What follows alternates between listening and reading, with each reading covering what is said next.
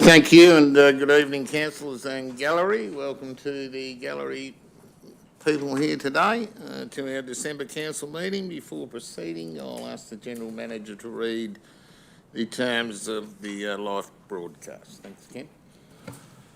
The meeting is being live streamed and or recorded for on-demand viewing via Council's website. Attendance at the meeting is to be taken as a consent by a person to their image and or voice being webcast. All speakers should refrain from making any defamatory comments or releasing personal information about another individual without their consent. Council accepts no liability for any damage that may result from defamatory comments made by persons attending meetings. All liability will rest with the individual who made the comments. The meeting must not be recorded by others without prior written consent of the Council in accordance with the Council's Code of Meeting Practice. Councillors and staff are obligated to declare conflicts of interest as required under the Local Government Act and the Council's adopted Code of Conduct.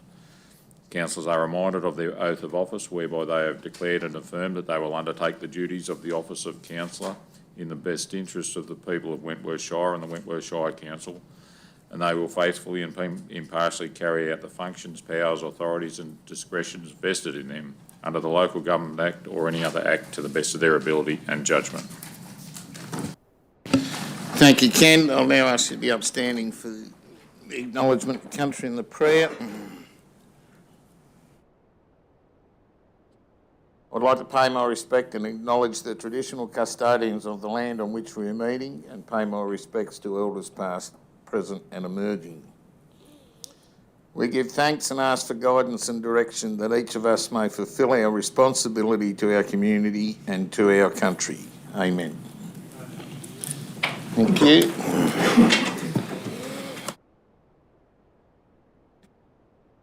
We have no apologies. We're all here. Any applications for leave of absence?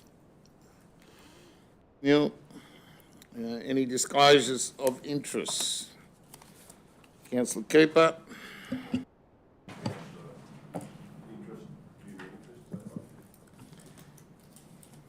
Yes, you have lodged a form in items 9.1, 9.2 and 9.3. 11, 12 and 13. I have the same items, 9, 11, 9, 12 and 9, 13. Councillor Hayward. Yeah, I'm just finding the right, I filled in the form, but 12, 4 and 5. yeah, that's it. Okay. Any others? A mover and a seconder for those. Councillor McAllister and Councillor Nichols. All in favour? Carried. Confirmation of the minutes of our last meeting on the 16th of November. Can I have a mover and a seconder? Move Councillor Cooper, seconded Councillor Linklater. Any discussion? All in favour? Carried. Now we're going to 9.4. Mr Mayor, I move that we bring forward item 9.4 to be first on the agenda. Thank you. That's involving a discussion with the auditors. Can I have a seconder? Councillor Linklater, all in favour? Carried. So we shall address 9.4 first.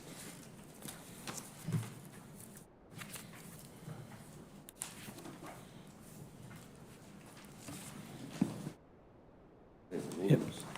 They're up there. So we've got Manuel Moncada from the Audit Office and Brett Hanger from Nexia in Sydney, who conducts the audit on behalf of the Audit Office. So I'll hand over to Manuel. I think you're running with that, so I'll hand it over to Manuel. Thank you, Simon, and good evening, Mr Mayor, council members and members of management. Thank you for the opportunity to speak to the results of the 30 June 2022 financial statement audit of Wentworth Shire Council. My name is Manuel Moncada. I am the delegated officer responsible for signing the audit opinions this year. As in previous years, the Audit Office works through a service provider arrangement with Nexia, and joining me on the call is Nexia's partner, Brett Hanger, who will shortly run through a few key points in the report on the conduct of audit. In terms of the financial statements, this year our audit has had a greater focus on Council's asset base. This year we've seen significant increases in asset values across the state, and particularly driven by increases in construction costs. And this increase has been reflected in Council's financial statements. As you can note, there is a gain on revaluation of 49.5 million. To summarise, I am happy to report to Council that with the continued cooperation from management and following the completion of our quality audit reviews, I was able to sign a clean or unqualified audit opinion on the 14th of November. Whilst this is a couple of weeks past the Office of Local Government's 31 October deadline, Council preemptively sought and received an exemption to submit on the 14th of November, and pleasingly we were able to meet the 14th of November deadline. In addition to the independent auditor's report on the general purpose financial statements, I also issued unqualified or clean audit opinions to Council's special purpose financial statements, the special schedule permissible income for general rates, local roads and community infrastructure program, and earlier on Council's roads to recovery program and the application for payment of pensioner concession subsidy. Overall, a positive outcome, and I do want to take the opportunity to thank management for their cooperation throughout the process. I'll pass on to Brett, who will speak, as I mentioned, to the report on the conduct of audit, but afterwards we'll both be happy to answer any questions Council may have. Thank you. Thank you, Emmanuel, and good afternoon, Mayor and Councillors. So as Emmanuel mentioned, the conduct of the audit report, it includes a number of key financial performance indicators, and we note that this council either met or exceeded the industry benchmarks for 4 of the 6 indicators this year, with the exceptions being the own source operating revenue ratio, which many country councils don't meet the benchmark because of the significant amounts of government grants that comes through. So that's not unusual. And also the outstanding rates percentage did not meet the industry benchmark for this year. Kind of not unusual in the current climate as well. In brief, Council's financial results included the following. An operating surplus of $11.4 million compared to $12.3 million for the previous period. Total cash in investments, they were up this year to $44 million at the close of the year. Council's unrestricted current ratio, which is the key liquidity ratio for the industry, it stood at 4.76 to 1 at the end of the year. And another way of expressing that is for every dollar that Council owed, it had $4.76 to cover it. The industry benchmark for that one is to be above 1.5 to 1. So this Council clearly exceeds that liquidity ratio. The debt service cover ratio was 12 to 1, again compared to the industry benchmark of being above 2.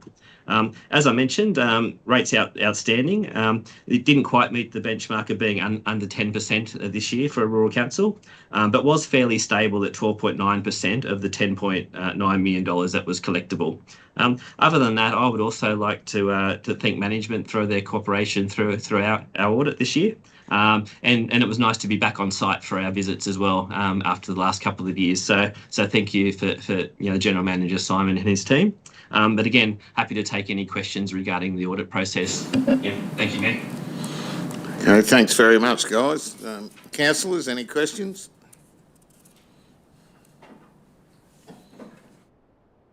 Not one. Councillor McAllister, thank you. A cheeky question, if I may. We have a wonderful picture of the recently departed Queen in our office. I don't know whether you looked at that in terms of an asset, but I'm assuming the asset value's increased. Any comment? I'd probably refer that to the valuers, Councillor. It's probably fully written down in the depreciation in the asset register, I dare say. Value beforehand was probably less than $1,000. Okay, any other questions of the auditors? All right, must have done a wonderful job, Simon. All All right, thank you very much, gents, for your report, and thank you for your ongoing support, and we'll look forward to continuing the relationship. Thank you, Mr. Mayor. Thank you, Mr. Mayor. And good evening. Good evening. See ya. We're gonna go. Oh. We moved it forward, yes. So, after we've had that, can I have a mover and a seconder to, as per the recommendation that the council notes the presentation of the statements, etc. Councillor Rodder, Councillor Linklater. Thank you. All in favour? Carried.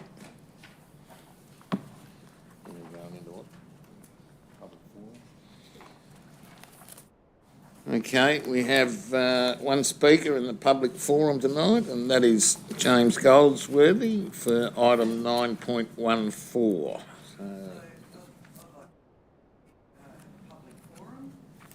Okay. 0.14.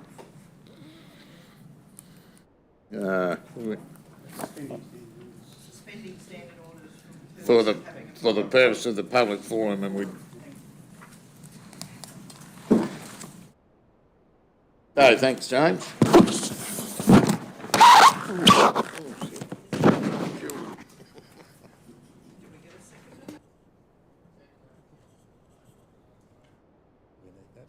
Yep.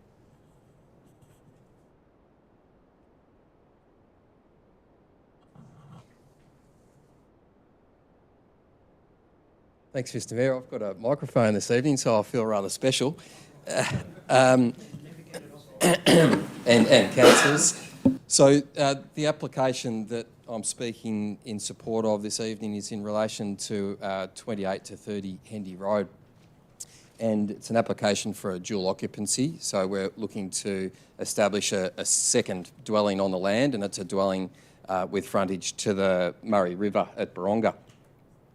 The application has been, I suppose, lodged with council with all of the required information, and it's part of, I suppose, a development of a number of dwellings within Boronga, and it has along river frontage, but it also has a dwelling either side of the dwelling that we're proposed here, and essentially the essence of the application is consistent with the adjoining dwellings. So from the outset, I suppose I need to say that we don't believe that councillors may in fact have all of the information in front of them this evening in order to make a decision, and if that is the case, we urge council to lay this application on the table and provide us the opportunity to furnish you with all of that information, and I'll come to what that information is shortly. The application also, I suppose, or the officer's assessment of the application is somewhat deficient in that there was in fact an application or a consent issued in 2012 for essentially the same development as is proposed today before councillors. So there was a consent issued for a dwelling at the same location without the issues that have been identified through the assessment of this proposal. The officer's report that has been presented to council provides an assessment of the application and is generally supportive, I suppose, of the proposal, with the exception of two key matters. And what we say essentially is those two key matters in fact relate to the flooding and the impacts of the dwelling on the river. And I suppose what it's generally been relating to is the flooding and the erosion that is caused from the development. What we say is, in fact, that's not the case. In relation to flood impacts, council, we've been in contact with the Advisian, who are retained by council in relation to giving, I suppose, preparing the flood impact reports, and we have information both from council and from Advisian, and there is some inconsistency in relation to that. The information that is provided by council does identify the land as being partly, and the location where the dwelling is, within the floodway, so that's a higher risk. Advisian have prepared updated information, and through retaining in Advisian and applying that updated information to the proposal that we have before council this afternoon, is the fact that the dwelling is not included in the floodway, and that's the information that we say is deficient in terms of what council have before it, and I am able to provide that information to council. It has been provided to council officers, but it doesn't appear to have found its way into the assessment report before council now. So Advisian have provided in writing the fact that the proposal can be supported from a flood impact perspective. In relation to the siting of the dwelling and I suppose the setback to the river and the high bank of the river, we have a aerial photograph here, which I can once again provide to councillors because it's quite important, I suppose, in that it's an aerial photograph that's from 30th of November this year, and we've got the site here. It does have obviously a high river, but what it does importantly have is the two dwellings either side that we're matching the setback. So we're not providing or not proposing any sort of development that is closer to the river front than any other development. What we're proposing is a development that's consistent and has responded to the adjoining development.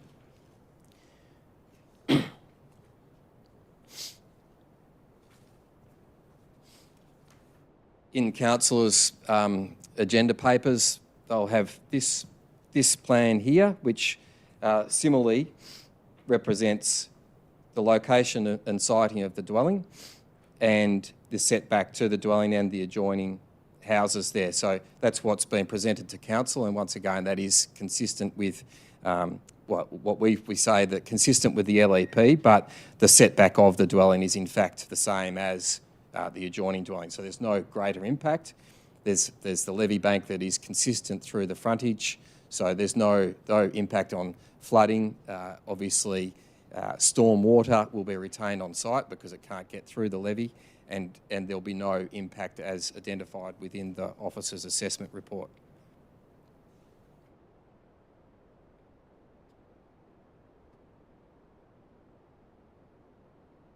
So just in reference to the officer's assessment report, the two areas of non-compliance have been identified as clause 7.6 of the LEP, which relates to development on riverfront areas, and it really what it does indicate is that there's a high impact upon drainage for the area and a negative impact as a result of drainage. Each of the other 4 dot points have been confirmed as being compliant, so it really is just that point. And then that drainage comes back to Chapter 2 of the DCP, and it's sort of a similar sort of issue that has been raised in terms of it being drainage and erosion and flooding, and particularly flooding. But the officer's assessment report, which is at page 566 of your agenda, it does indicate that this can be addressed by a redesign and mitigation measures. So what we're sort of expecting is that there could in fact be conditions applied to the development that may address those concerns offered by councillors. So essentially, in summary, what I'm saying is we have the information in terms of flooding. We've got the expert that has said that it is in fact okay and it's not in a high risk area, being a floodway. And if councillors were inclined to support the officer's recommendation, we'd say that the matter should in fact lie on the table, and we should have the opportunity to furnish council with this further information. So that's all I have to say. I'm happy to take any questions. Okay, thanks, James. Any questions? Councillor Nichols. James, I have always had problems with the 2011 LEP. I hate going against things. Is it possible for that building to go 5 metres further back? That would completely eliminate any problem in my mind. The proposal is what it is, I suppose, and what we're doing is trying to match the adjoining development. And the issue that has been raised within the officer's assessment report is really in relation to floodway, rather than the setback being 10, 20, 30 or 50 metres. That's what our preference is, but we believe that council don't have all of the information and shouldn't be making a decision on the application without that information that I've indicated now. And if you're comfortable, well then you could in fact make that decision to support the proposal. Okay, any others? Councillor McAllister? Just to follow up on Councillor Nichols' question, is it the amenity, the reason why the proponent would not want to build 5 metres back? Because I'm assuming that the view of the river would be lessened by having properties forward either side. Is that? Certainly that is one issue. The application is for a deferred commencement proposal, so we haven't provided the design of the dwelling. And if in fact the dwelling was set back further, yes, there would be sort of negative impacts upon the siting of the dwelling and that of the benefits of actually building a dwelling in that location. So Depending on the height of the dwelling. So if it was to be on stilts, then that would resolve the amenity issue, would it not? the application, so we've clarified with council officers that the proposal is for it to be on stilts, and that satisfies a number of issues in terms of the concerns that were raised. Including amenity? I'm not sure that it deals with any amenity issues, because if you're talking about sort of the visual amenity of the residents of this dwelling, that's what I was talking about, yep. the floor level was going to be the same no matter whether it's on stilts or a concrete slab. The same as the buildings on either side? Yes, because it needs to be 750 above the Yep. 1 in 100 year flood level. So whether it's on stilts or on a slab, it's still going to be at that level. So it's more so in terms of if you're pushing it back, then we say that would have negative impacts upon the amenity of the opportunity of the residents. Okay. May I, one further? It's gone. Oh, yes. The timing, so the proponent's not concerned about a deferral? You're seeking a deferral from council? If councillors were inclined to adopt the officer's recommendation to refuse, then we would be saying that, we would support the deferral of the consideration of the application and the opportunity for us to provide that information that I've spoken to, but you haven't had the opportunity to see that information. And if I may, just to, on that point, when was the information provided to council officers, if you have that information with you, James? Sometime through the assessment process. In the last 2 weeks? No, Okay. It was before then. All right, thank you. That's all I've got. Thanks. Thanks, Councillor Beaumont. James, just to clarify in my mind, this site map that you provided here, so that's the proposed site of the dwelling, which is already behind the neighbouring properties, is that correct? So it's, Yes, on page 544. 547 I'm looking at, but... Right. So the site there, the dwelling there, according to this site map, already appears to be approximately 5 metres behind the neighbouring property, correct? It does certainly appear that way. Now, as to where precisely those adjoining dwellings are located on the land, what the plan does also say is that we're set back 25 metres. Yeah. And what we say, or what we believe, is that those adjoining dwellings are to the actual dwelling and the front wall of the dwelling are 25 metres also. So those sort of lines on the adjoining properties may be some other sort of developed, retaining walls and those sorts of things. So I suppose So they may not be the residents. what I would refer you to is the aerial photo that and that's what my submissions are this afternoon. So I guess what I'm asking, and it probably flows on from what Councillor McAllister has referred to, that it appears that the proposed dwelling, according to this site map, is already behind the adjoining buildings. Yeah, well, yes, it does appear that way. And is that the actual case? What our application states is that those adjoining dwellings are set back 25 metres, and that we're proposed to be set back the same as those adjoining dwellings. So you're looking to put that residence further forward then? Pardon? You're looking to put that residence further forward? What we are able to do, if councillors were concerned about that, would be to update the plan to have dimensions of the setback of the adjoining dwellings. So take measurements along those lines and show the setback of our dwelling. Remembering, councillor, that this is an application for a deferred commencement also, so there's no sort of great level of details. What we're applying for is the opportunity to build a dwelling on this land, and there would be a condition requiring those details of the dwelling to be provided at a later date, should the consent be issued.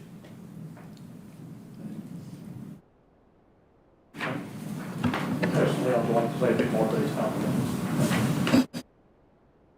the information that you currently have provided. Okay, any others? Councillor Linklater. Thanks, Mr Mayor. James, you mentioned a consent in 2012. Is it known whether that dwelling was proposed in the same location as the one that's in this current application? Yes, so the proposal is substantially the same as what you have before council now. It did also include a subdivision of the land, so there was a 3-lot subdivision proposed as well. But essentially the dwelling was to be located between the two existing dwellings and with the same setback as what we're proposing here today. No worries. And one further. Have you got the relevant material you'd like to share with us tonight, or in your opinion, would it be better that we have some time to have a look at that flood zoning and mapping that you mentioned? Yeah, I do have the information, but I've only got one copy, and I think it would be much better if councillors were afforded the opportunity to look at that, rather than on the fly, with some time to consider it. Yeah, good. Thank you. Okay, Councillor McAllister. Sorry, just on that point of the 2012, approval? Yep. Am I to understand then that there has been approval for subdivision, or the land has indeed been subdivided? There was Did an I misunderstand what there you was an said? approval issued for one approval for Yep. subdivision and a dwelling. Yes. And that approval wasn't acted upon, Oh, and so it's it since lapsed. lapsed. Yeah, okay, thank you. All right, thank you. Any others? All right, thanks very much, James.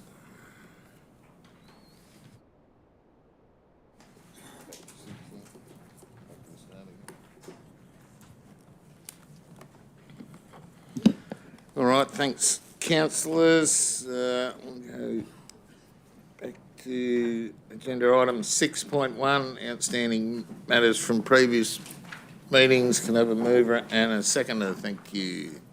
Councillor Rodder, Councillor Cooper. Any questions? Councillor McAllister. Navigate my way around this rather cumbersome It's rather a thick brief. one, isn't it? I just wanted to check that the Heritage Committee has not dropped off the agenda, and the expressions of interest are going to go out at some stage in the new year, I'm assuming. Okay. Where are we there? I've got a draft charter on my desk to review, and then we'll get that endorsed and looked at, and then we'll apply in the new year. Cool. Probably should be. You've asked the question.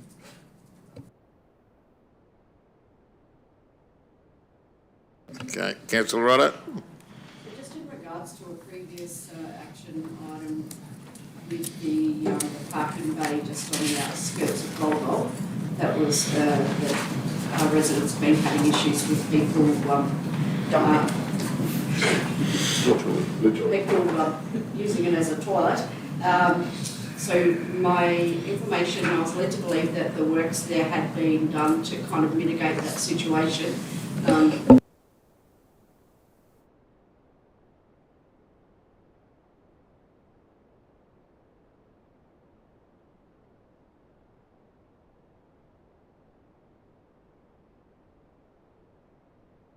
Staff are under significant pressure at the moment with other priorities, but if we could do some mitigation works to alleviate that, and perhaps even consider some extra signage for people to understand where the actual toilet facility are. They're either side of that position, and you know, I really do feel for those residents who are unfortunate enough to have people defecating in their front yard.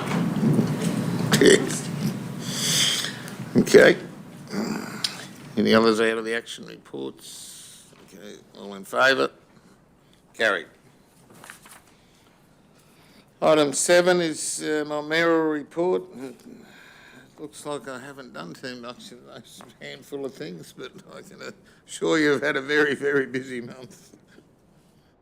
Or telephones anything to do with it? I'll move it. Second, I cancel a link later. Any discussion?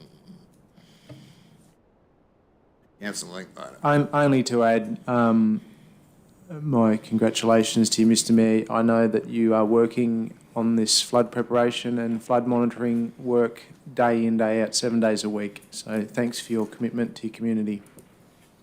It's appreciated, but you can only do it with excellent support of great staff who I cannot compliment enough, to be honest. It's I'm a very proud mayor in that respect. Okay, all in favour? Carried. Item 8, reports from the Audit Risk and Improvement Committee. There is an officer recommendation there with 1, 2, 3, 4, 5, 6 points. Can I have a mover? Councillor McAllister, second to Councillor Beaumont. Any discussion? Councillor McAllister. I'd just like to thank all the work that's gone into this, Simon, Mr. Rule and your staff. You know I've been banging on about this for some years now, the fact that risk is not just financial, and I love that that this is going to set council up to be a lot more professional. I do have one question that I think it would be worth council discussing, and it has to do with the level of risk in the natural and environmental area. I would suggest that council, being resistant to taking risk in pursuit of its environmental perspectives, doesn't sit with the strategic plan, which actually says that we will, right, bear with me, it's a community that works to enhance and protect its physical and natural environment, and I don't think that level of risk reflects what we're saying there. Okay, thank you, Simon. I'm happy to take that feedback on board, and I can ask Councillor McAllister for some feedback as to whether it should be avoided or whichever one we want to go with, and we may as well make the change now whilst we're making the other changes that have been made to the policy. So it's perhaps you could help me understand what you're saying here is that we're not going to take steps to protect our natural heritage if there is development to be had. Is that what this is actually saying? No, it's actually meant to be saying the opposite of that. All right, so I'm reading it wrong. Mm-hmm. So sorry, can we just have a look at this again? So in, sorry, page 89, is the bit that I'm looking at. It pops up in a few places. Yeah, it's also on page 40 and 49 as well. Yeah, it's in a few different spots.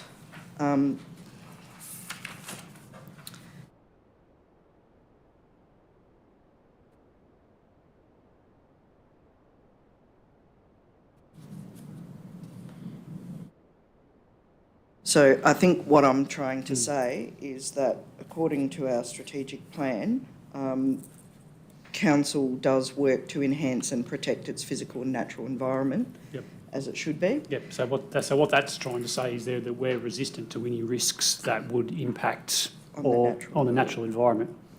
Or changes. Thank you. Yeah. I'm happy with Yep. that. And I will I will not impose on councillors' time, and I'll send through my edits to Gail. Okay, thank you. Any others out of that report? All in favour? Carried.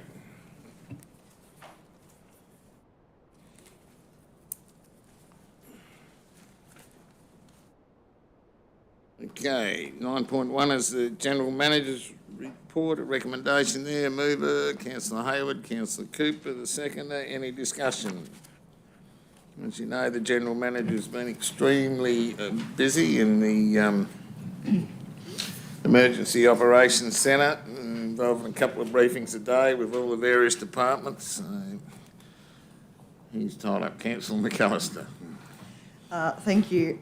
I just wanted to ask in relation to the circular 22 to 34, page 151, consultation on review of the Local Government Boundaries Commission.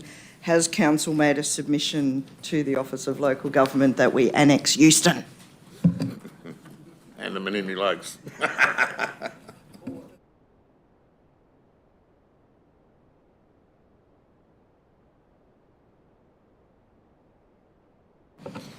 Wasn't the subject of any recent discussion where we...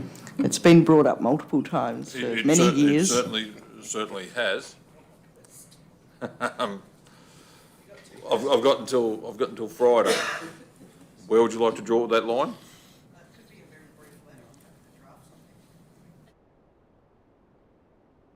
And with that brief letter, will there come adequate resources to facilitate the appropriate servicing of said area? Okay. I don't know whether the submission would meet in terms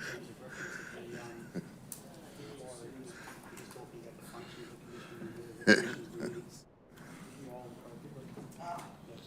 So it's terms of reference only. Oh, well, there's... So there'll be opportunity at the future time to make so that submission. So the review, or the review is about the composition of the commission, its functions, is it doing its role properly, all of those sort of things. They're not actually asking for submissions around boundary changes or anything like that at this particular point in time. Yep. All righty, Councillor Beaumont. Thank you, Mr Mayor. Just to follow on from the tourism report, I'd like to add a little bit as a representative of Wentworth Regional Tourism. As you will all know, we did go to Bendigo to the Caravan and Camping Leisure Fest in November. At that event, we won the Best Stand Award for Tourism/Travel Destinations, which was a huge, well, I guess, pat on the back for the work that we do as a volunteer group. But as an event, it was hugely successful in terms of promoting Wentworth and surrounds, the Darling Outback. We handed out over 700 visitors' guides to visitors to our stall or our display. Lots of genuine interest, lots of questions about the flood, of course, and we assured everyone that the water was a temporary problem. And everyone that I certainly spoke to, and the majority of people we spoke to, were very complimentary of Wentworth and what it has to offer. So it was a great success, I think, in terms of promoting our shire and what we have to see and do here. And we had people from Victoria, New South Wales, Queensland, South Australia and Tasmania all visit our stand. So I think it was well worthwhile. It was a 5-day effort, but well worthwhile. Okay, thank you and well done. Councillor Rodder? So just further on the tourism officer's report, so congratulations to the girls on the work that they've put in to facilitate those community events. In particular, the Gold Golf Carols was very well attended, very much appreciated by the community, and a great night. But there's 2 further events as part of that event funding series. The Gold Golf Twilight Markets, which is on Saturday the 14th of January. So that's looking to be a great event as well, with a great amount of stallholder interest. And then the Wentworth Wine Down on Saturday the 25th of February. in addition to the series of events that have been funded under the COVID recovery money provided to council for events, there's an additional event outside of that, which is organised by a community group in Wentworth, which is the Christmas Eve street party. So I would like to thank Wentworth Shire Council, and particularly Director Gunn's department, for their support in facilitating that event to be held in Wentworth on Christmas Eve. And I invite everyone to join the community on that night for what will be a fun-filled night. Okay, thanks, councillor. Any other out of the GM's report? All in favour? Is there, sorry, I did have one, you were looking the other way. Just on the elections, is there an opportunity to hold elections electronically?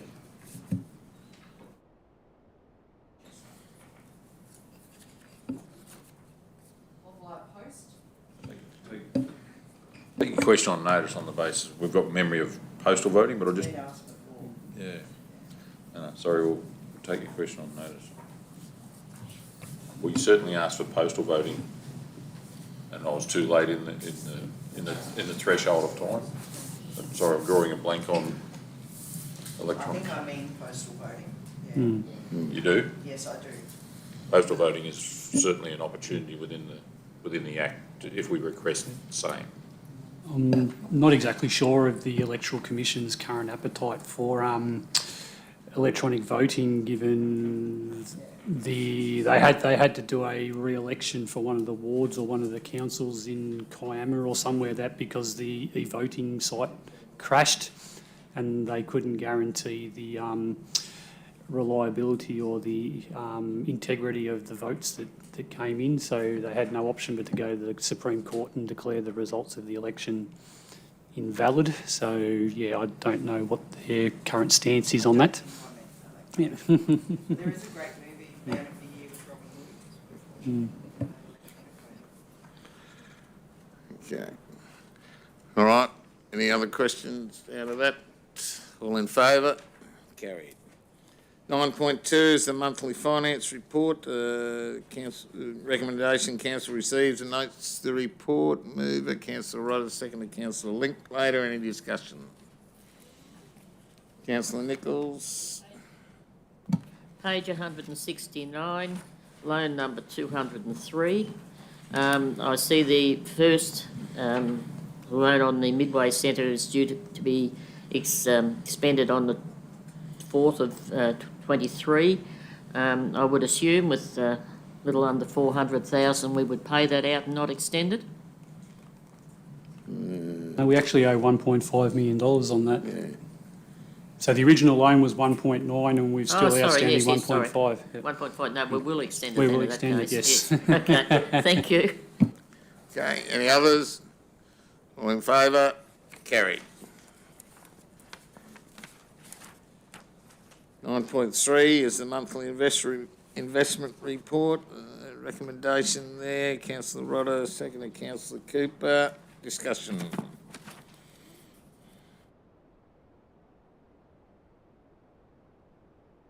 Councillor Beaumont.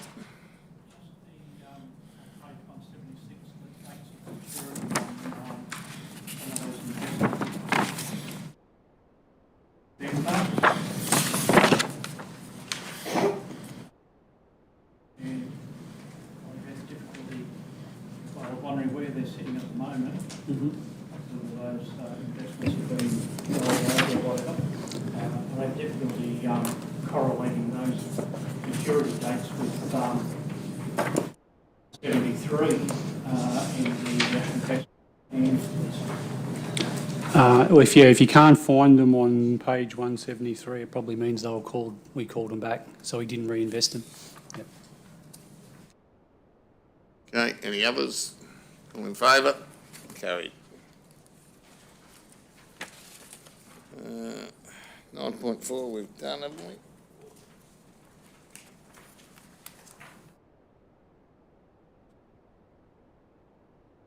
9.5 is the annual report. Is Recommendation that we note the completion of the annual report. Councillor Crisp, secondly Councillor Linklater. Comments? All in favour? Carried.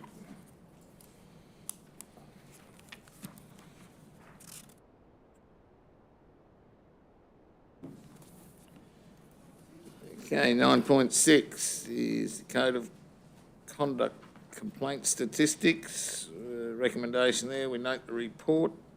Mover Councillor Rodder, secondly Councillor Crisp. Any comments? All in favour? Carried. 9.7 is the easement for the Moorcock water main pipeline extension. There's extensive list of in a recommendation there. Can I have a mover, please? Councillor Nichols, Councillor Rodder. Discussion. All in favour? Carried.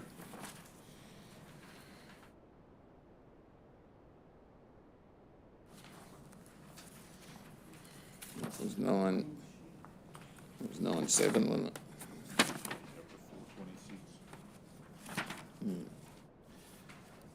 9.8 is an alteration to the categorisation of Crown Reserve 6 and 85836. A recommendation there again. A mover, please. Councillors Cooper and Beaumont.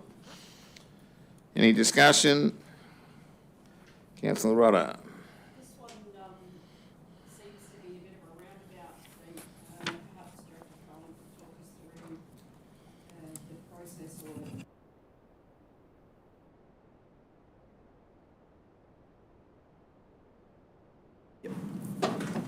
Thank you, Mr. Mayor. Thank you, Councillor.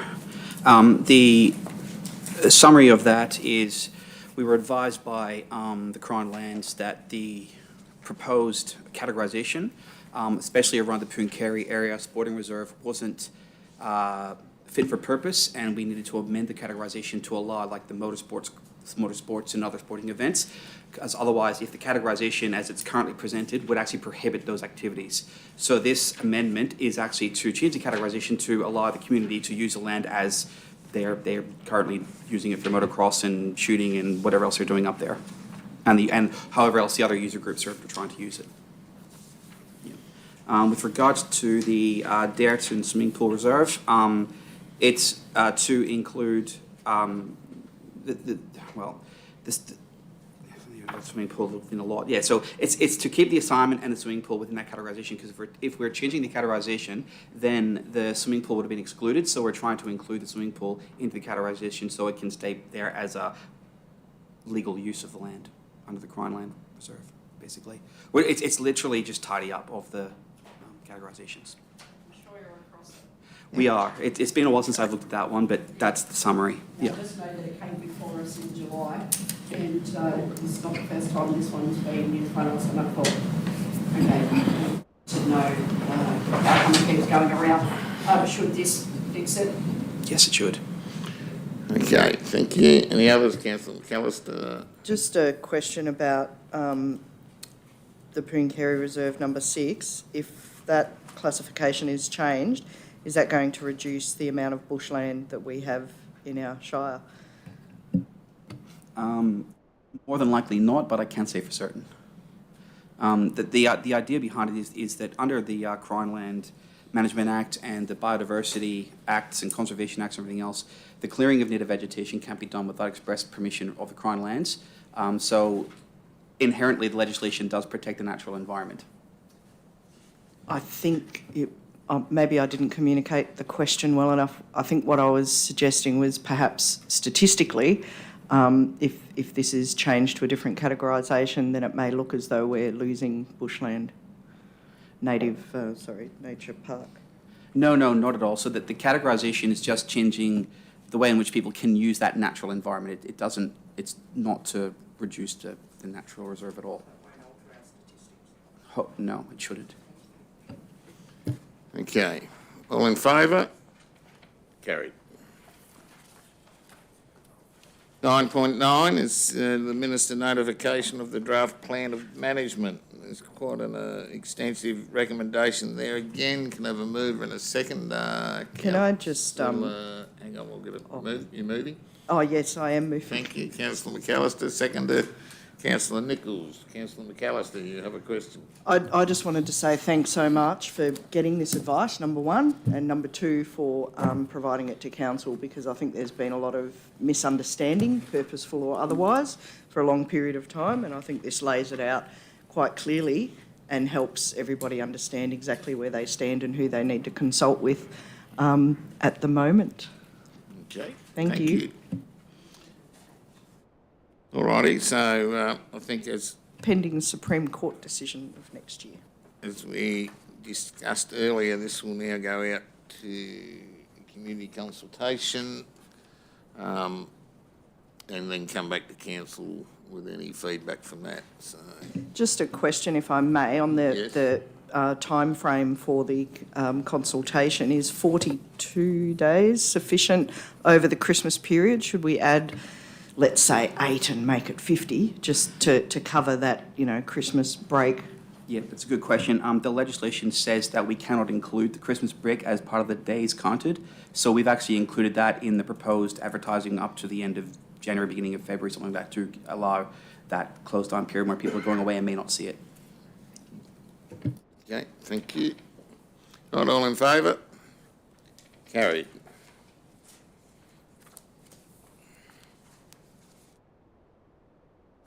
Okay, 9.10 is the Wilga Road widening. The recommendations there. Move it, please. Councillor Cripps, second to Councillor Linklater. Discussion.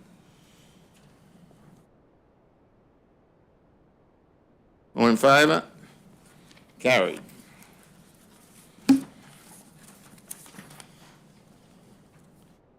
Okay, I'll ask the Deputy Mayor to take the chair and vacate the room on the next three items. Thank you, Councillor Linklater.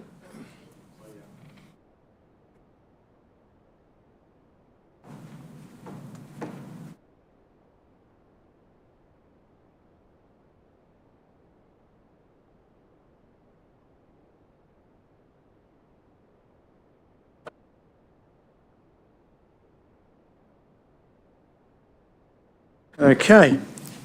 Evening, councillors and gallery. 9.11, a dwelling and storage shed on Poonkerry Road. We have a recommendation for approval in front of us. Could I have a mover? Thank you. Councillor Haywood. Councillor Beaumont, seconder. Any discussion? Councillor Nichols. Thank you, Mr Deputy Mayor. I did ask at the last council meeting about another item, considerably the same as what this was. I have trouble with precedences and the possibility of the detrimental outcome to the Shire. So I would ask Mr if you'd like to give the answer on what may happen should this go ahead. And we've already heard a problem already where we've got houses that have been set up and we want another one set up in another place. If you could give what may happen to the Shire should flooding come up and these people go under, or some other natural disaster on council land. Thanks, Director. Thank you, Councillor. This particular development application was assessed per our LEP and our development control plans and under our flooding controls. The officer's assessment report does actually highlight the flood liability matters within the report and the assessment. And it was determined to be acceptable to council. That being said, there's always a risk to the property and building in flood liable areas. Whereby, and I'm sure we've had this discussion previously, where there's a difficulty in people getting insurances and things like that for their house, but that's something that we do. But as long as these people are building to the finished floor heights and the AHDs and the appropriate flood advice provided by whatever information we have flooding wise and in the report, then they should be okay for the property itself. Further question, should the person proposing the development, having had a problem with it, come to council and ask if a DA has been approved, what are the outcomes likely to be then? If we approve a DA, that someone, are we likely to be sued? Well, there's always a likelihood, but I don't know what the probability of that is. There'll always be a question of, well, if it does happen and a property is damaged, a question could be raised, well, why did you give us permission to build here? And then in those sorts of circumstances, you rely on the information that was presented at the time, the assessment made at the time, and the rationale spelled out in the assessment report and the resolution, or sorry, the recommendation. Thank you. Councillor Beaumont. Yes, to Director Planning, I would assume, or to my mind, if you approve a development in accord with the legislation and relevant clauses and that sort of thing that apply, in terms of any future issue in relation to height and that sort of thing becomes, to me, largely irrelevant, because, you know, if we're applying the letter of the law, to lack of a better term, we're applying the appropriate clauses and recommendations, we're covering our bases in terms of liability. Nothing really is going to alleviate the potential of some natural disaster down the track, and we can't be insurers against that. That's the way I see it. Yeah, look, that's also correct, Councillor Beaumont, and just in, I guess, a quick response is that when we do our assessment, we use the most updated information that we have based on the best advice and information we have available to us, whether that's through legislation, mapping, technical information, industry professional advice, whatever we have. We use that to inform the decisions that we make here. Final question, if I can then. Does not our LEP say 30 metres? There's 30 metres under 7.6, and then under 7.9, there's, I think there's another variation there where it says any bank. There's actually a discrepancy there. So the discrepancy there is between the high bank of the river and the low bank of the river within that 30-metre setback. So depending on if you're at Riverton, then the any bank can apply to the low bank of the river, which means any development can come closer to the river line. Whereas if you're not in Riverton, then the 30-metre setback applies unless the person applies for a variation to that standard. Councillor Beaumont. Yeah, sorry. That clause 7.9 applies specifically to Riverton and that development. Is that correct? Yes. Yes. And just further, sorry, is there someone else? Yes, Councillor. Just on that point, and that was 7.9, there was an advice from Parliamentary Council, SEL, about that. Is that right? Yes. So it says here. Yes, that's right. Spelled wrong? Yeah. So that advice, so 7.9, that clause of the LEP was a culmination of advice to various stakeholders and government agencies to allow that amendment in the LEP to allow Riverton to proceed as residential development, from SES to local lands to all the relevant agencies that were involved in that, Department of Planning, etc. Yep. To all 12 agencies, in fact. Any further discussion? I'll put it to the vote. All those in favour of the recommendation? Those against? It's carried. Yes, record Councillor Nichols voting against, please, and I'll call for division.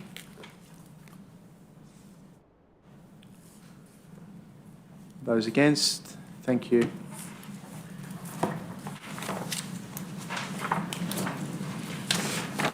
Okay, item 9.12, movable dwelling on 193 Poonkerry Road, please.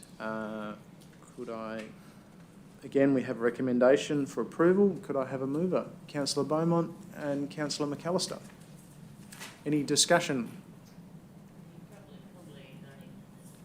More a comment, I suppose, is that we've now gone from 30 to 25 to 17.31 metres. It won't be long, you'll be able to put a boat on the side and tie it up. I think from the, under the 7.9 clause, it's, has a setback of 31 metres. Councillor Nichols? Put it to the vote. Those against? Call a division. Those against? Thank you. The motion is carried. Item 9.13, modify a dwelling with garage on Pooncarry Road, Lot 5, DP 1270097. We have a recommendation to approve a modification, and could I have a mover, please? Councillor Haywood, Councillor Rodder. Open for discussion. Put it to the vote. Those against? Call for a division. And against? Thank you, councillors.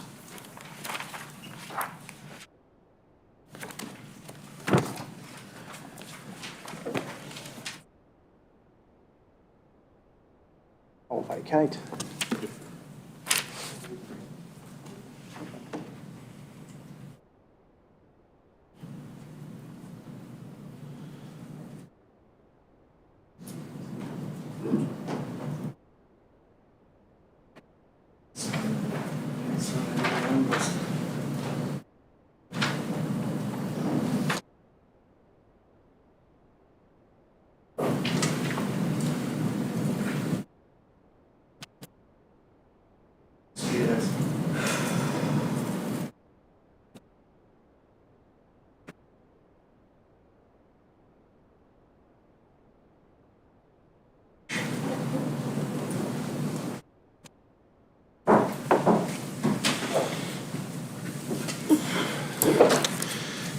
Thank you, Councillor Linklater.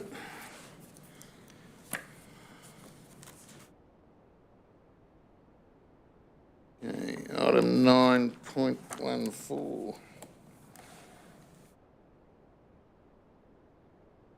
The next one.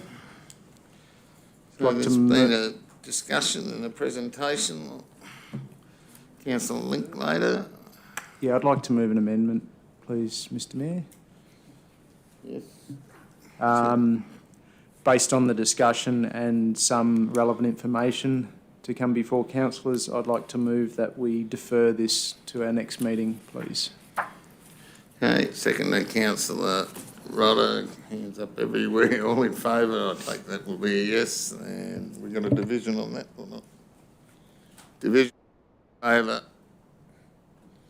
against?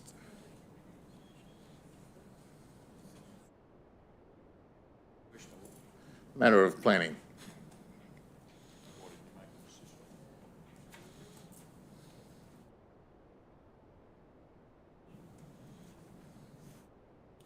All right, the deferment's carried. You want your vote recorded against it? No. Okay. 9.15 is the delegated authority approvals as at the end of November. Recommendation there. Mover please, Councillor Chris, seconder Councillor Beaumont.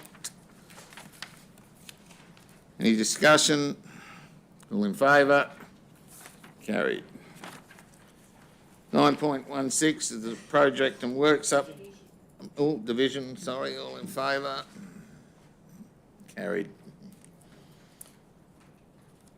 9.16 is the project and works update. Recommendation there, moved Councillor Linklater, seconded Councillor Haywood. Any discussion? Councillor Nichols. Just on the old Wentworth Road, and you and I spoke about this the other day, has thought been given to having some large outlets where water, should it come up, disappear rather than go over the road? I thought certainly will be. I think moving forward, as we discussed earlier, that all those places we've cut roads and possibly even places where we've got culverts that are struggling need to be looked at. So in the event that it happens again, and it will happen again, as we all know, it might take 50 years, it might be the next couple. But certainly moving forward with infrastructure, we've got to get the right stuff back in the ground so we can avoid a lot of these things. So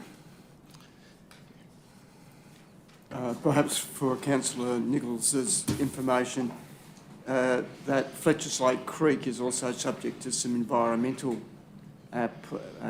managements. So not only will there need to be culverts there will have to be probably regulators installed in front of those culverts, and that will require some consultation over time on levels and design in that particular case. Elsewhere in the Shire, maybe not as much, but that's certainly one that has an environmental management plan for water. okay, thanks, Councillor Rodder. In regards to the maintenance grading, while I appreciate and understand that the Works Department are very busy at the moment with flood mitigation works, I'm wondering if there's an opportunity for perhaps a contractor to be engaged to undertake some of the outstanding outback rural road grading that's been creating a few issues, being topical of late. Jeff, yeah. Yeah, I think the current works that have been completed now, we're able to free up some of our maintenance staff to attend that. Most local contractors have been involved somewhat in the building of and maintenance of levees around, so they've all pretty much been tied up with the same sort of work that we've been doing. So we're aware of our responsibilities with regards to the rural roads, and we're attempting to get our staff back onto those as soon as we possibly can. Yeah, just please know I wasn't suggesting you weren't aware of it, Mm. and I understand and appreciate that your team has been particularly busy, but we do need to put that onto the agenda, and I have another item to go into that works program.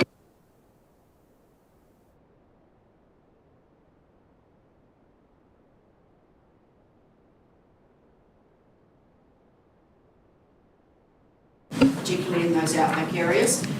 Do we have capacity or any thoughts in our project work or maintenance grading to clear some fence lines and roadsides and things in preparation for what looks set to be a very volatile season? Yeah, we're currently working with RFS with regards to specific fire breaks.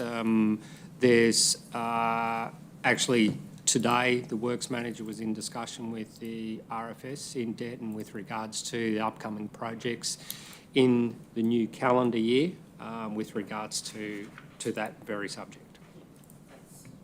Very much appreciated, thank you. Yeah, it's a good point, the fire ones, because there's a lot of big grass out there for thousands of miles. Councillor McAllister. Just on Councillor Rodder's previous point, it might be worth adding the need for our roads to be serviceable so that the harvest, the stock, etc., can get out, because we might be one of the most productive shires in New South Wales, and we would hate for that to go down along with our tourism. So it might be worth finding other resources that can perhaps be brought into the Shire that can help with those things. Yeah, I don't disagree, but I think like Jeff said, even the contractors, like everybody's been flat on the flood stuff. I think if we can get to the peak, we can get through it, it'll give us the opportunity to get back out there and yeah, there'd be no shortage of water for the water cards. Councillor Beaumont. I can give you the name and phone number of a contractor that has his own equipment, does road maintenance for Central Darling Shire and Broken Hill, who may be of assistance if you want to go down that path. Well, that'll be up to Jeff and his team to work out whether they want help. Councillor Nichols? Yeah, question I missed. On page 578, Wentworth swimming pool maintenance and lighting upgrade. Painting works underway. Can someone tell me where they are, because the swimming pool's open, I think, isn't it? There were people sitting there yesterday when I went past. Yeah. So has that been completed? That's obviously for project works update for back in November, so that work has been completed. Okay, and the correct. shed's up? I'm not sure that the shed is. All right, Councillor Hayward? Yeah, it's one about floodwater again is the Golgol Creek. I know they opened something up and then couldn't shut it a while back. That filling up the lakes, which it should be. They cut it down pretty well when I was out there watching what was going on. The flow rate was cut to buggery, so... Are you referring to the issue from last weekend, councillor? At the Golgol Creek, the regulator in Golgol? It was my understanding that, the regulator was adjusted by people associated with it, and there was some issues with being able to get it closed again. It is closed now, which required obviously the services of a contractor and some temporary closing of the one lane on the highway. But yes, it is closed at the moment, and from my understanding, it's not likely to be open. The information I got was that it was still running, is it? Yeah, it's still running. It's set at a level that's considered safe, Right. and the lake is full and the swamp is still filling. Yeah.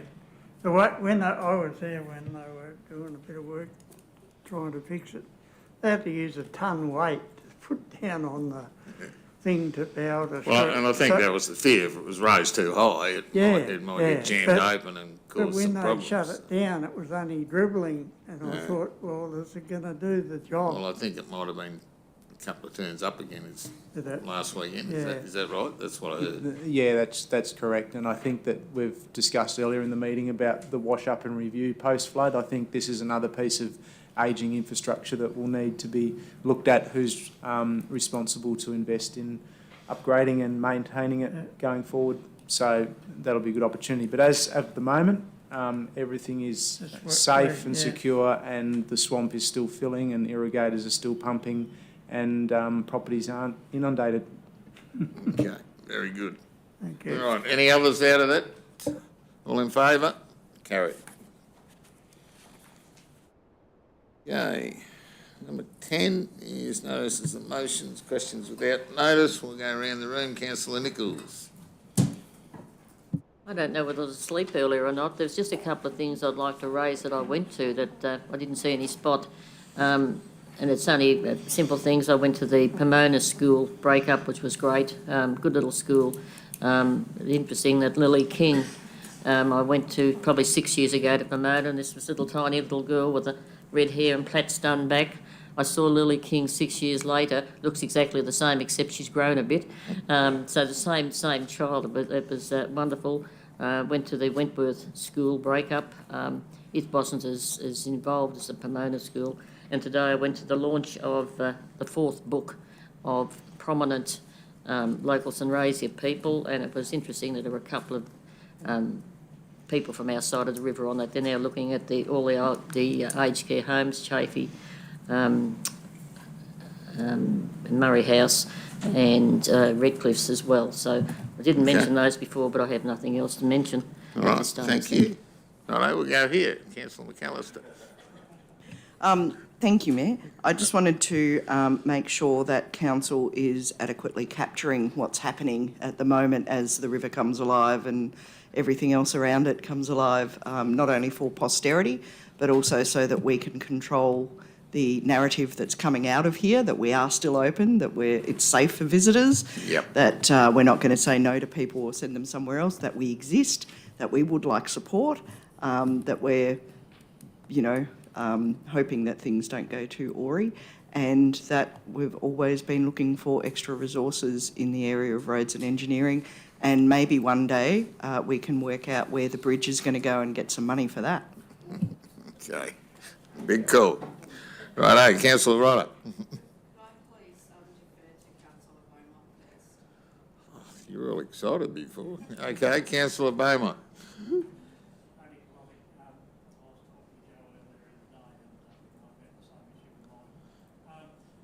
Just given the state of the river and the floods, etc., and the fact that generally in a normal year kids are regularly swimming in the river, on the wharfs and that sort of thing, I'm suggesting it would be appropriate to open out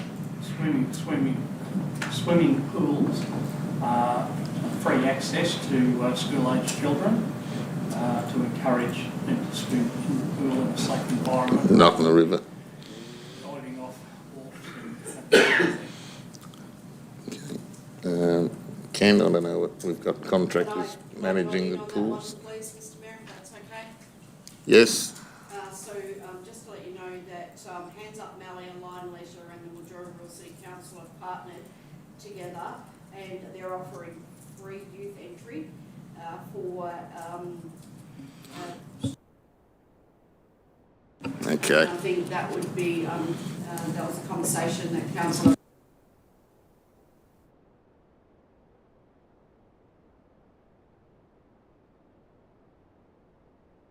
market in regards to concerns about children in Dead and Wentworth both being highly active in the water and in the river over the summer months. If we don't offer these kids an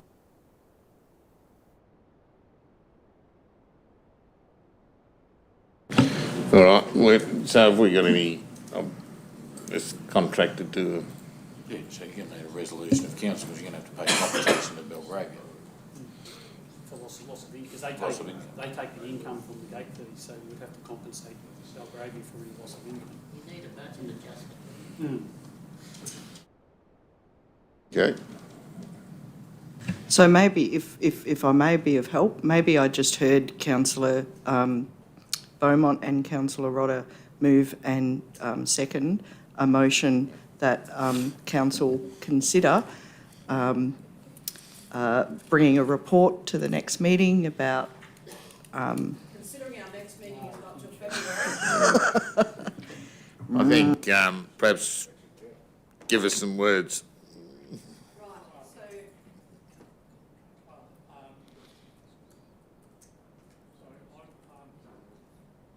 probably need to have discussions with the Director of Finance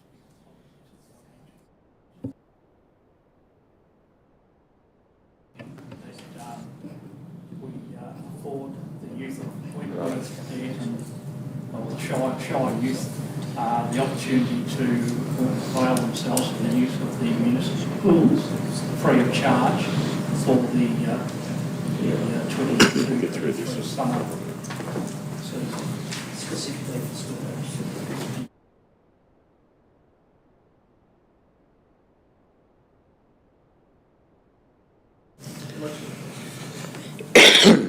Waiver fee, you've got to go there for 20 days exhibition, mate. Where are you going to handle it? alternatively, could we issue some vouchers, if that's another way that's easier for council rather than... Well, Simon, help us out here. Turn up and show their student ID, perhaps that can be tracked and council can be billed. As an interim measure, because I need about 5 minutes to go and look up the relevant clause in the Act about granting financial assistance, but generally that's around financial assistance to particular organisations or groups. So in this instance, we would be granting financial assistance to the community at large up until a certain... But it obviously then has ramifications that we would then obviously then have to compensate Belgravia for any loss of income, because they take the fees that people do pay to get into the pools, and potentially those people who may have already bought season passes may request a refund of those passes. So Just run up like the tip tokens. So a motion that there's in principle support for council waiving entry fees for school age kids on presentation of their student ID. Yeah. Yes, and would that be something we could put on the agenda for the extraordinary meeting, given it's probably still not going to be hot by then anyway? If and when. Can you have two items on that? It's an urgent matter associated What price do you put on the life of a child? Well, you don't, so you make sure you avoid it. This is more or less an emergency. Yeah. So, yeah, I mean, it's just a matter of probably someone working out what that way is and how we do it, but I think we would all agree we want to do it. Could we hold the matter over until the end of the meeting and Simon have a run off and find out what he needs to find out?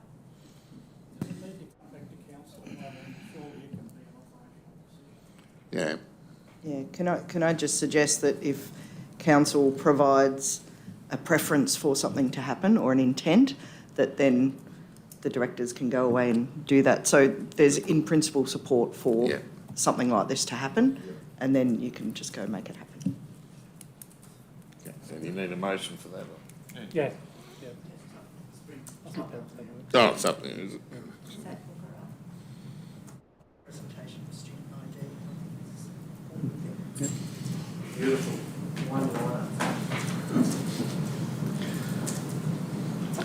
There may be some support for such a proposal through the music group. Jane, I'm sure those groups would be potentially funding partners with us in this proposal. Perhaps it's a matter that can be discussed with Prue. Ken, the next meeting, community safety is high priority for her. Yeah, look, I think we're about to give an instruction, let the staff do their job and make the call. All right, so that was moved. Brian, seconded, Councillor Beaumont, seconded Councillor Rudder. The motion is that council give in principle support to waive pool entry fees for youth under 17 on presentation of student identification. All in favour? Carried. Okay, Councillor Cooper. Oh, just a bit of positivity. Normally, you're a bit of whack about the Shire and how it's going, but the last couple of weeks, people have been coming up and just saying, can you pass on big thanks to all you guys for doing a fantastic job. Yeah, and they really appreciate it, so it is out there, so whatever you're doing, guys, and I know what you're doing, just keep up. It's very positive, so it's good to hear. Yeah, that is good to hear. Okay, Councillor Hayward. Councillor Crisp. You've had a go. Thank you, Mr Mayor. To reflect what has been said over and over earlier, I think it's appropriate we have a motion, and I move that council staff be congratulated for its response to the current flood event.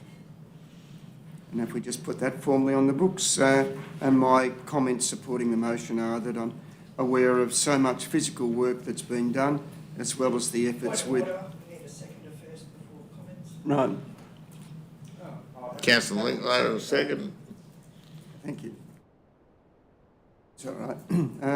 As I was saying, there's not only been physical work that's been done, there's also efforts in communication and consultation and so on. I think that reflects the mood of the meeting so far. Thank you. Okay, couldn't agree more. All right, so there's the motion that council staff be congratulated for its response to the current flood event. All in favour? Unanimous. Okay, Councillor Linklater. Thank you, Mr Mayor. No motions proposed from me, but Brendan Harris was awarded the Citizenship Award, which is a major prize sponsored by the Shire at Baronga Public School last night, and he's a little ripper, also the school captain, and I wish him all the best for his adventure at Coombe next year. Well done, Brendan. Thank you, Councillor. Councillor Rodder. Thank you, Mr Mayor.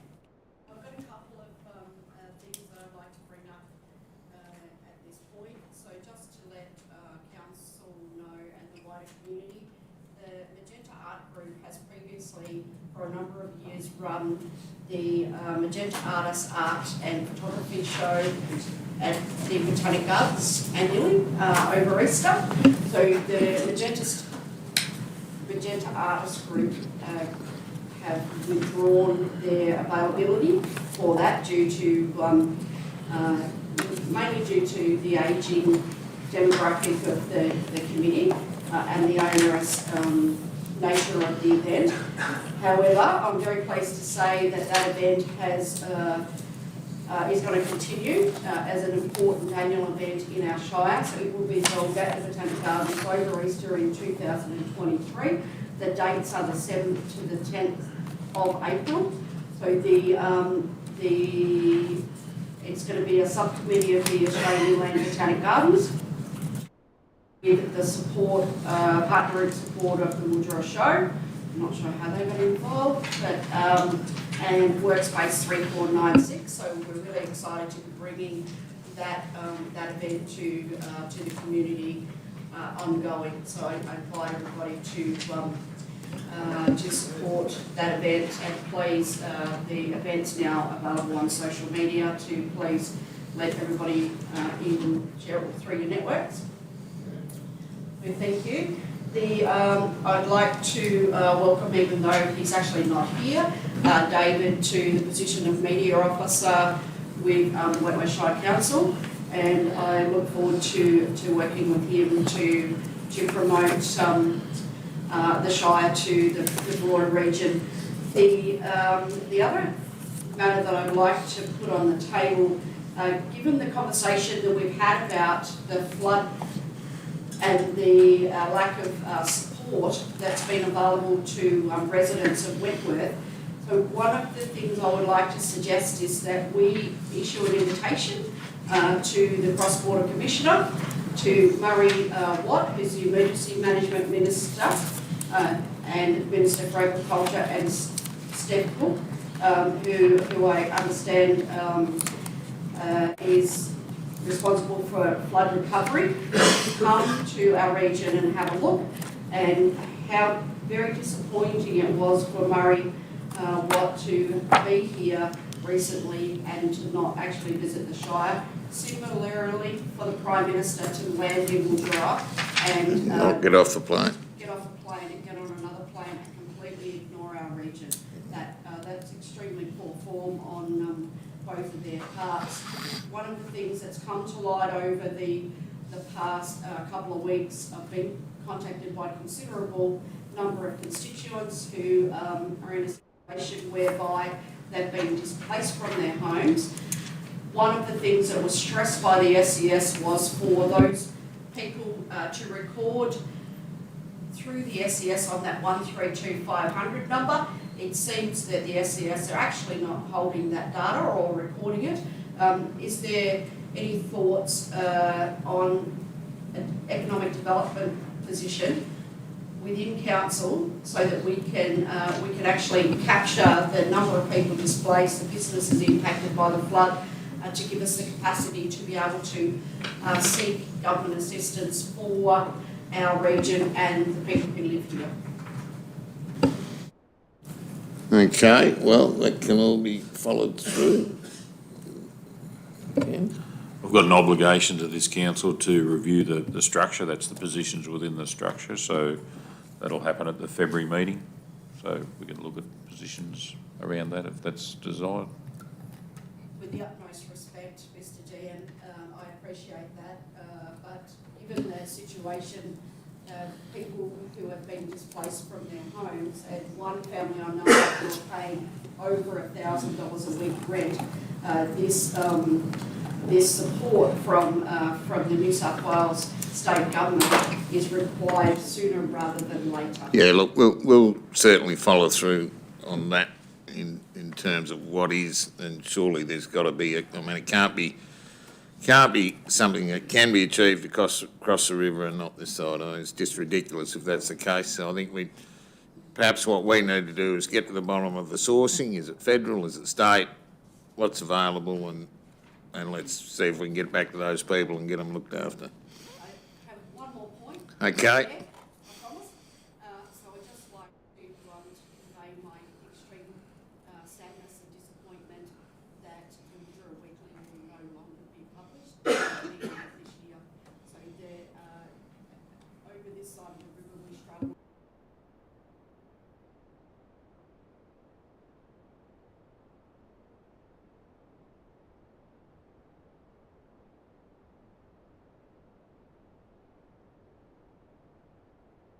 For the staff there and for the wider community.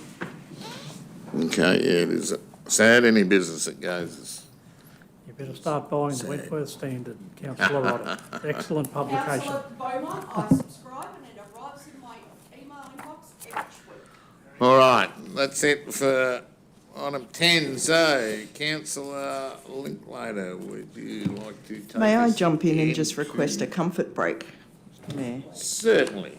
Thank you. Sorry. I'll draw breath so I can get this done correctly.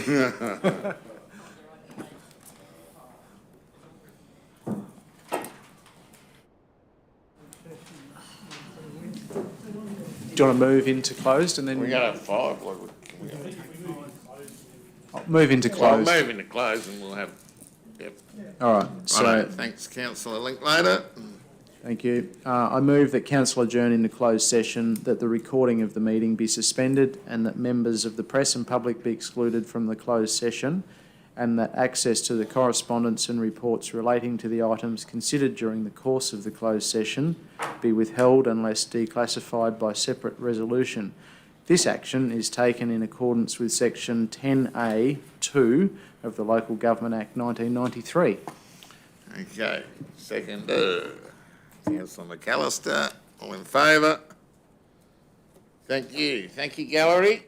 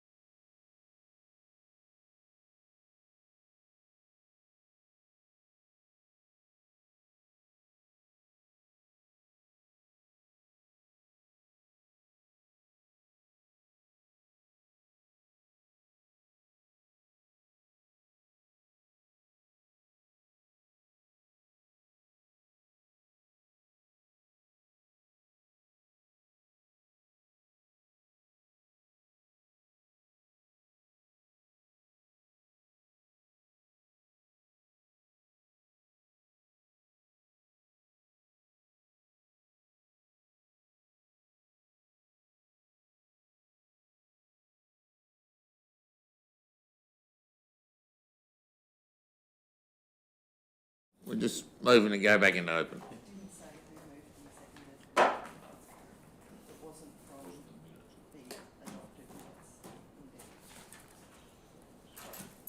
You're right. Okay, thank you, Mr. General Manager. No, we've gone back. Are we in open? What are we doing?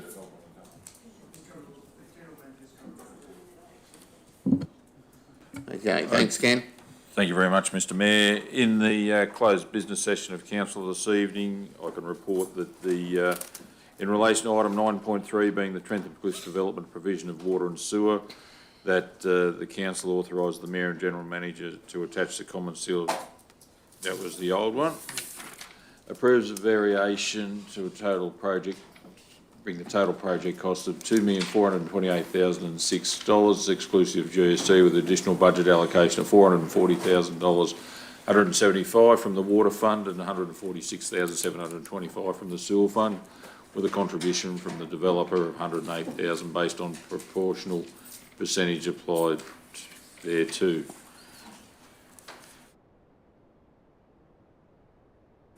Item 12.2 is the Mildura Rural City Council request for a discounted landfill rate. It was resolved that council offer a neighbouring Mildura council discount rate of 20%. In relation to 12.3, Wentworth Shire Council bridge lifts and maintenance for a 12-month period, it was resolved that the council, in accordance with the provisions of local government general regulation, section 178(1)A, accepts the tender from Regional Power Services Proprietary Limited to undertake the bridge lifts and maintenance contract for a 12-month period in an amount of $410 per bridge lift, and authorise the Mayor and General Manager to sign and affix the seal.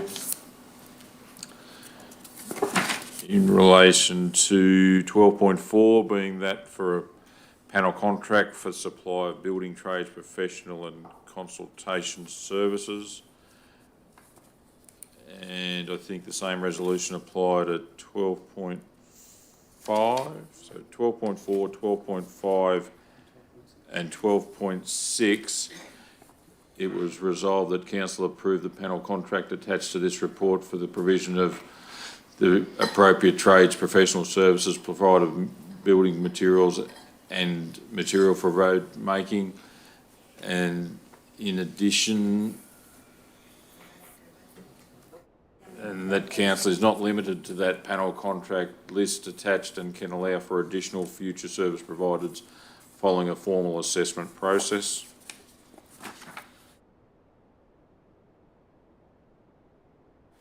In relation to item 12.7, being the supply and construction of amenities blocks, council have resolved that all tenders submitted and the assessment for tender PT 222305 be reviewed by the General Manager and brought back to council at the next meeting for determination. That concluded the business in closed council. Thank you. Thank you, Ken. Thank you, councillors. A bit of a late one. I'll take the opportunity to wish everyone a very Merry Christmas. Please stay safe. We've got to obviously stay vigilant and cautious and aware of our flood situation. But please find the time to have a bit of a rest and enjoy the Christmas period. Thank you, Councillor Noonan. My sincere apologies, Councillor Nichols. It must be getting very late. Oh, no. Sorry about that. Similar sentiments. I'd like to pass on to all the councillors my best wishes for Christmas and a healthy new year, particularly happy, and